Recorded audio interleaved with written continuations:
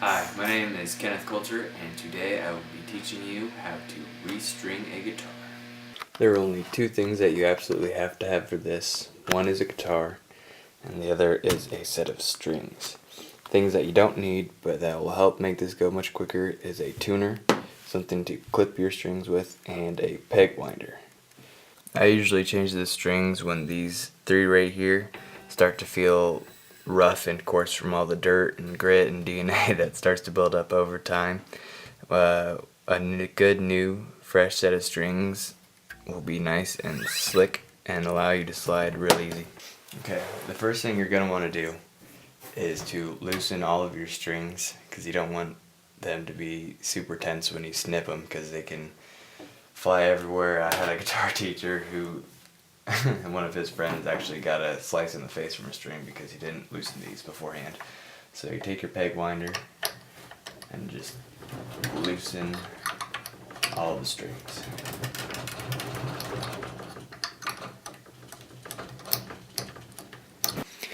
Alright, now that we got our strings all nice and loosened up, the next step is to snip them. I just found out that my peg winder has a little clipper on the end here, so we're going to give that a shot. Ooh, success.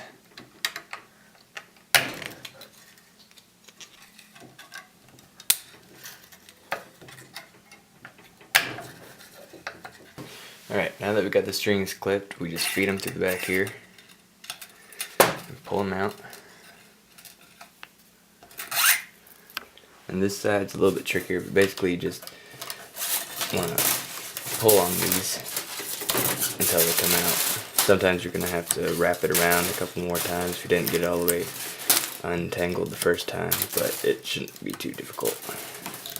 And at this point, if you were so inclined to, it would be a good point to clean up the fretboards, try and get any dirt and gunk off of there.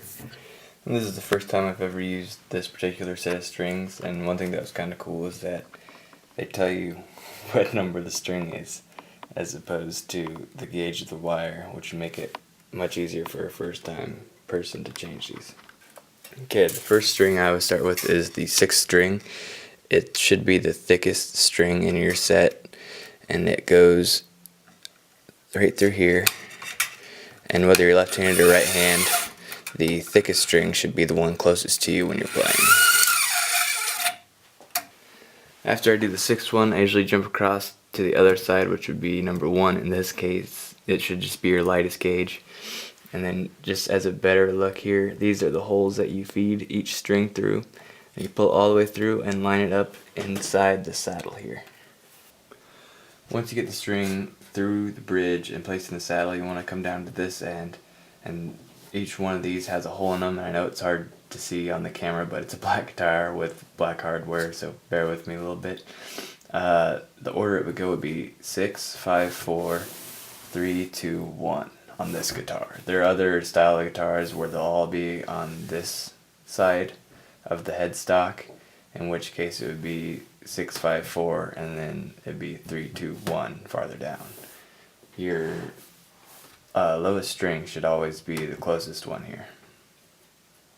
And what you want to do is feed it through this hole, pull it through, and then make sure it gets placed in the nut here. And I like to stick the string underneath and pull it through tight and try and get a little crease there so it holds better when you're winding it up to get it on there all the way.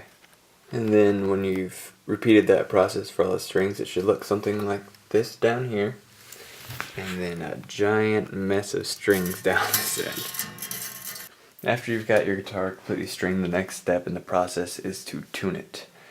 There are tons of different ways you can tune a guitar. I'm just going to tune this one to standard.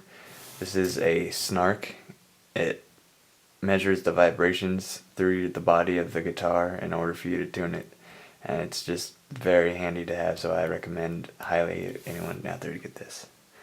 And what you do is I always start with the lowest string, string number 6, and I pluck it, and it's measuring a C, C sharp there. It's really loose, so I'm gonna have to tighten it.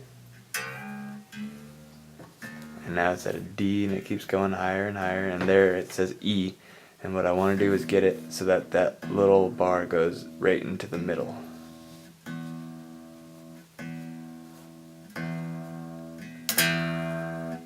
That's close enough for now. And then just repeat the process through all the other strings. It'll go E, A, D, G, B, and then E again. Okay, so I've gone through and tuned all the strings, and if I go down, we got E, A, D, G, B, and E. And it's okay that they're not perfectly in tune right now, because the next step is to just stretch out the strings, strum the guitar a while, just go mad on it. It doesn't really matter, because when you put on a new pair of strings, they won't be fully stretched out, and they have a tendency to lose their tuning. So you're gonna have to do this probably like 2 or 3 times. Just beat on your strings as hard as you can, let them stretch out, and then keep tuning it, and eventually you'll notice that no matter how hard you play, it will stay in tune because they have finally been fully stretched out. One way I like to stretch out the strings is I'll grab it underneath the string and just kind of lift it up and pull it back and forth like this and go all the way up the neck and then back down. And then if I come down here and hit the string now, it's down to an A sharp, which is much lower than the E. Okay, so I've got the strings all tightened up, they're not losing their tone anymore. I cut off the mess of excess string down here, and the only thing left to do is to play it.